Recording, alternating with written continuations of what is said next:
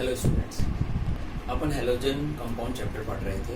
आज अपन स्टार्ट करते हैं उसमें हेलोजन कंपाउंड्स जो है उसकी केमिकल प्रॉपर्टीज।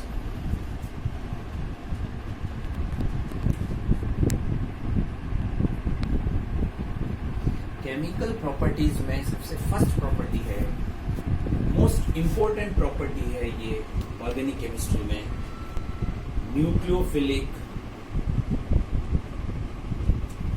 Substitution reaction. इसको अपन बोलते हैं SN। S का मतलब सब्स्टिट्यूशन और N का मतलब न्यूक्लियोफाइल। न्यूक्लियोफाइल इंडिकेट करता है नेगेटिव चार्ज और S का मतलब सब्स्टिट्यूशन। तो किसी नेगेटिव पार्टिकल्स का दूसरे नेगेटिव पार्टिकल से जो रिप्लेसमेंट हो जाता है, जो सब्स्टिट्यूशन होता है, कोई नेगेटिव एलिमेंट से वो दूसरे नेगेटिव एलिमेंट से रिप्लेस हो जाता है, तो उसको अपन बोलते हैं nucleophilic substitution reaction. Look here, एक एग्जांपल लेते हैं। तो क्या ये एक RH है, यहाँ पर मैंने किसी न्यूक्लियोफाइल को लाया।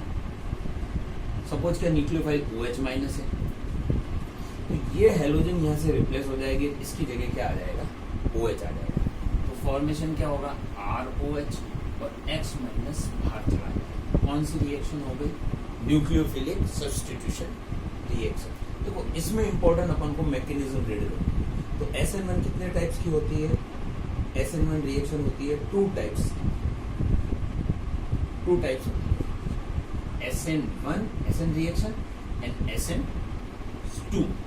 टू टाइप की रिएक्शन है ये SN1 एंड SN1 का मतलब होता है यूनिमॉलिक्यूलर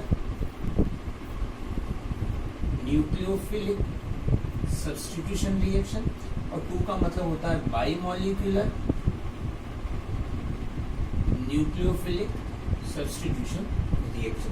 तो अपन एक रिएक्शन की मैकेनिज्म पढ़ते हैं। पहले अपन लेते हैं SN1, फिर लेंगे SN2। तो अपन स्टार्ट करते हैं SN1 से।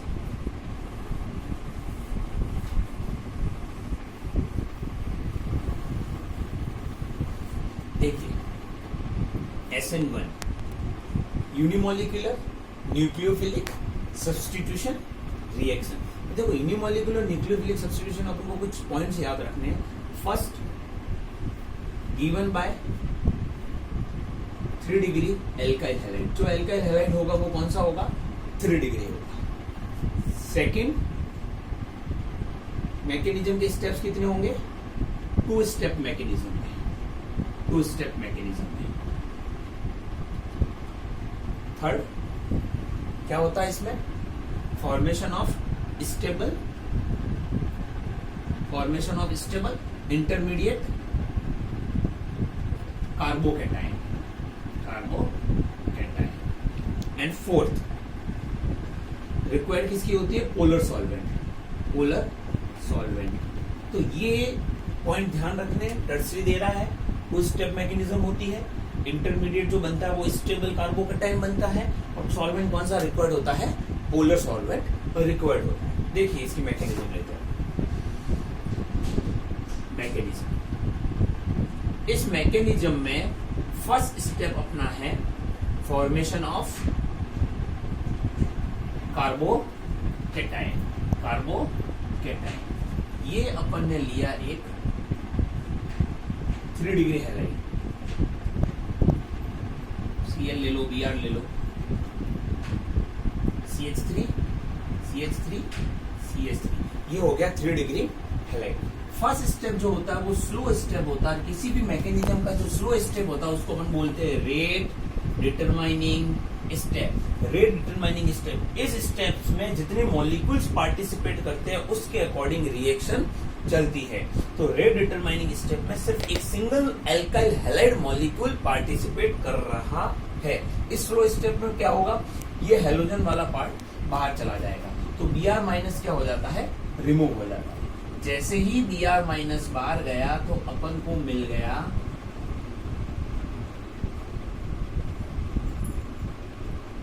ये कंपाउंड्स। ठीक है, अब आप चाहो तो इसको ऐसे बना सकते हो, चाहो तो इसे डिफरेंट टाइप से, दूसरे टाइप से भी बना सकते हो, उस स्ट्रक्चर तो सेम है। अब ये तीनों में जो ये स्ट्रक्चर है, इसमें हाइब्रिडाइजेशन कौन सा हो गया, sp2। sp2 हाइब्रिडाइजेशन में स्ट्रक्चर कौन सा होता है, प्लेनर ट्राइगोनल। कौन सा स्ट्रक्चर होता है? Planar trigonal. Planar trigonal structure होता है। ये क्या है? स्टेबल 3 डिग्री कार्बोकैटायन का फॉर्मेशन हो गया। स्टेबल कार्बोकैटायन, तो फर्स्ट स्टेप में क्या होता है? इसमें स्टेबल कार्बोकैटायन का फॉर्मेशन होता है। अब इसका जो सेकेंड स्टेप है वो क्या है वो बताता हूं मैं आपको। इस सेकेंड स्टेप में जो ये 3 डिग्री कार्बोकैटायन का जो फॉर्मेशन हुआ है,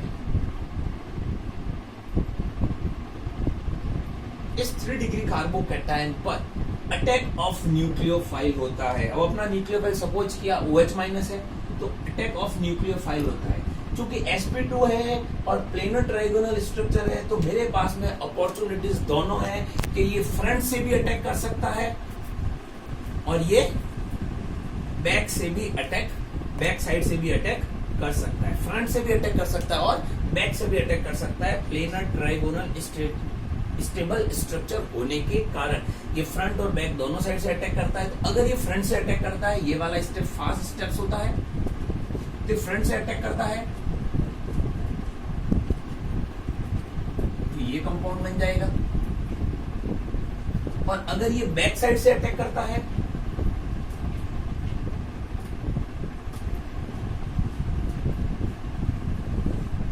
तो ये कंपाउंड बन जाएगा।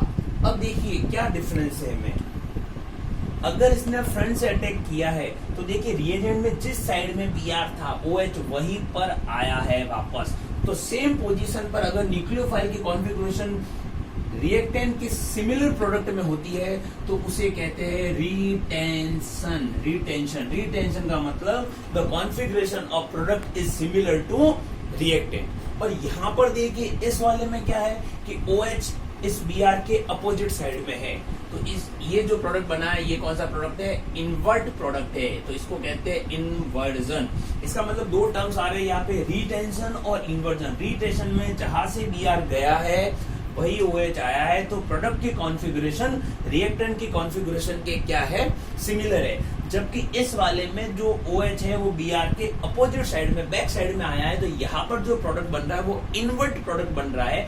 इन्वर्ट का मतलब ये हो गया कि कॉन्फ़िगरेशन प्रोडक्ट की रिएक्टेंट के कंपेयर में क्या हो जाती है? अपोजिट हो जाती है।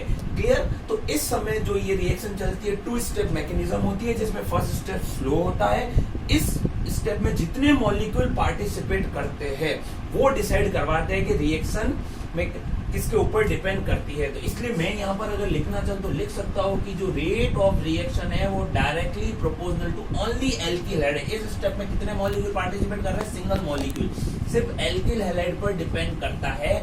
इसलिए इसको कहते हैं SN1 रिएक्शन। 1 का मतलब reaction only depend upon single molecules, alkyl halide के ऊपर ही डिपेंड कर रही है, ओनली एल्किल हैलाइड पर डिपेंड कर रही है, इसलिए इसको कहते हैं SN1 रिएक्शन। क्या ध्यान रखना है? इसमें स्टेबल कार्बोकैटायन बनता है, 2 स्टेप मैकेनिज्म है, केवल एल्किल हैलाइड पर रिएक्शन डिपेंड करती है, और जो प्रोडक्ट बनता है उस प्रोडक्ट में 50% रिटेंशन वही कॉन्फ़िगरेशन वाला मिलता है और 50% अपोजिट हो जाती है, वो इन्वर्जन हो जाता है।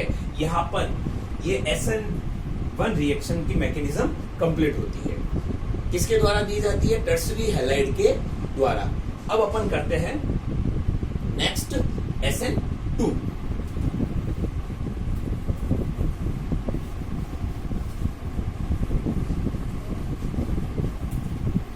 देखिए SN2 मैकेनिज्म है, वो SN2 का मतलब by molecular nucleophilic substitution reaction. Clear? अब इसमें ध्यान क्या रखना है? कौन देगा? Primary alkyl halide given by primary alkyl halide. Clear? ये कितने स्टेप्स में होती है? सिंगल स्टेप मैकेनिज्म है। सिंगल स्टेप मैकेनिज्म है, उसमें पोलर सॉल्वेंट रिक्वायर्ड था, इसमें कौन सा सॉल्वेंट रिक्वायर्ड है? नॉन पोलर सॉल्वेंट रिक्वायरमेंट है। कौन सा रिक्वायरमेंट है? Non polar solvent. उसमें स्टेबल कार्बोकैटायन बन रहा था, इंटरमीडिएट, इसमें intermediate unstable 5 membered transition state बनती है। तो क्वेश्चन SN1 SN2 का डिफरेंस भी आ सकता है, तो अब चारों पॉइंट जो मैंने लिखे वो एज इट इज आपके डिफरेंस में मेंशन हो जाएंगे। अब अपन SN2 की मैकेनिज्म देखते हैं। मैकेनिज्म, क्योंकि मैंने आपको पहले ही बोला है कि प्राइमरी एल्किल हैलाइड दे रहा है, सिंगल स्टेप्स में होती है। तो सपोज किया ये मैंने ले लिया एक primary alkyl halide CH3 CH2XBr, ये प्राइमरी एल्काइल हैलाइड एरिया। अब इसी प्राइमरी एल्काइल हैलाइड पर क्या है कि अटैक होता है न्यूक्लियोफाइल का, जैसे न्यूक्लियोफाइल ने अटैक किया। तो देखिए इस स्ट्रक्चर को मैं थोड़ा सा आपके लिए सही बना देता हूं।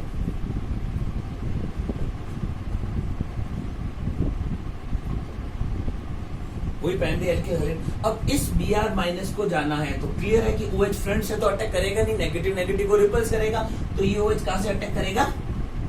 बैक साइड अटैक करेगा।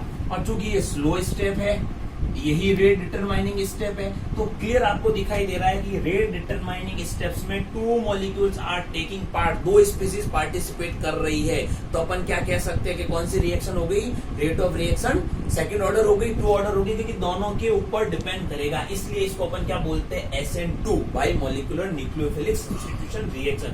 जैसे ही अटैक करेगा बैक साइड, OH यहां से अटैक करेगा और Br क्या हो जाएगा? बाहर चला जाएगा। लेकिन इसके पहले बीच में क्या बनती है? एक इंटरमीडिएट स्ट्रक्चर बनता है। ये OH धीरे धीरे ऐड होता जा रहा है स्लो स्लो, और Br यहाँ से स्लो स्लो बॉन्ड क्या होता जा रहा है? रिमूव, ये वाला बॉन्ड फॉर्मेशन होता जा रहा है, ये ब्रेक होता जा रहा है। कार्बन पे नेगेटिव चार्ज आ जाता है और ये क्या बन जाती है? ये है 5 मेंबर ट्रांजिशन स्टेट, जो unstable 5 member transition state intermediate के रूप में बन जाती है। और इसके आगे अब जब रिएक्शन कंप्लीट हो रही है तो उस समय Br का चला जाएगा, बाहर चला जाएगा, और प्रोडक्ट के रूप में अपन को मिल जाएगा OH, ये वाला।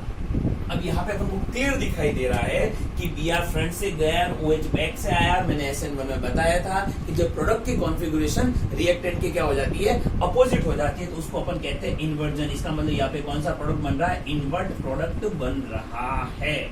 और रेट ऑफ रिएक्शन सिर्फ किसके ऊपर डिपेंड कर रही है? एल्काइल हैलाइड पर भी कर रही है, और दूसरा न्यूक्लियोफाइल जो अटैक किया है उस पर भी कर रही है। तो 2 मॉलिक्यूल पार्टिसिपेट कर रहे हैं, 2 स्पीशीज पार्टिसिपेट कर रही है, इसलिए इसको अपन क्या कहते हैं? SN2 रिएक्शन कहते हैं। क्लियर?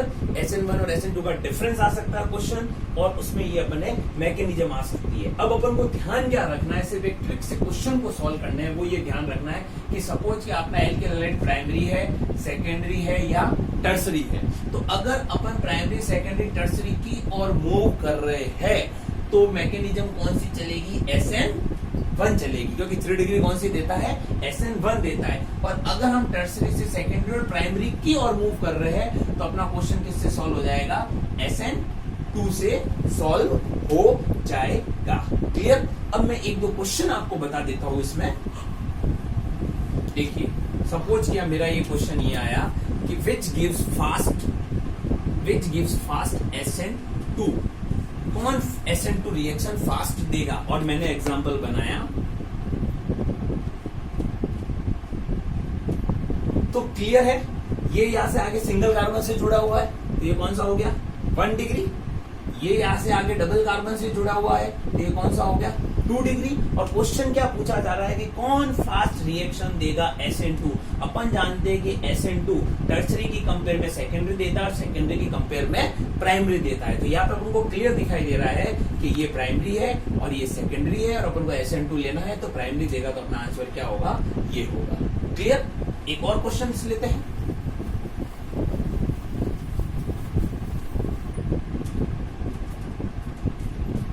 जैसे एग्जाम्पल लगा ये और ये।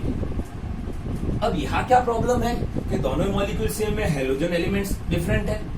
ये भी 1 डिग्री है, ये भी 1 डिग्री है, पूछ भी SN2 ही रहा है, तो SN2 दोनों ही 1 डिग्री है, तो यहाँ से तो आंसर आएगा नहीं। तो अब अपन को क्या देखना है कि चूंकि अपन ने स्टार्टिंग में पढ़ा था यहाँ पे क्लोरीन जुड़ा हुआ है, यहाँ पे आयोडीन जुड़ा हुआ है। अपन ने देखा था कि आयोडीन की बॉन्ड लेंथ बड़ी होती है, बॉन्ड एनर्जी वीक होती है, इसलिए वो पहले मोर रिएक्टिव होता है। तो यहाँ पे क्या आएगा? ये वाला आएगा। क्लियर? इस टाइप के क्वेश्चन पूछे जा रहे हैं। तो अपना टॉपिक केमिकल प्रॉपर्टी का एक इंपॉर्टेंट टॉपिक है SN1 और SN2, वो यहाँ पर कंप्लीट होता है। Thank you.